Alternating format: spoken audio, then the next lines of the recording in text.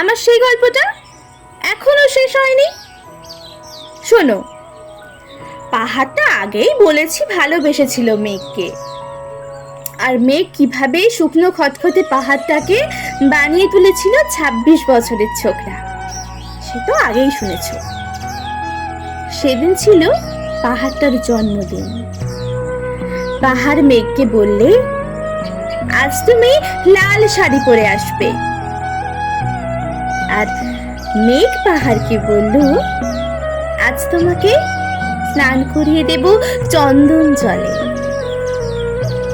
ভালোবাসলে নারীরা হয়ে যায় নরম নদী, আর পুরুষেরা জ্বলন্ত কাঠ।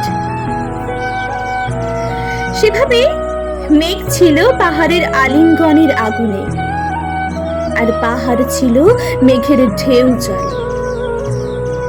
হঠাৎ আকাশ বেয়ে বেজে উঠল ঝড়ের জগঝম্প। ছাকরা চুল উড়িয়ে ছিনতাইয়ের ভঙ্গিতে ছুটে এলো এক ঝাঁক হাওয়া। মেঘের আঁচল টেনে বলল, ও ছুরি, তোর বিয়ে এখনো শেষ হয়নি গল্পটা।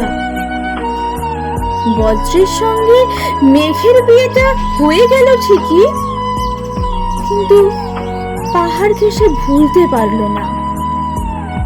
বিশ্বাস না হয়তো চিরে দেখতে পারো, পাহাড়ের হাড় পাঁজর, ভিতরে থই থই করছে শত ঝর্ণার জল।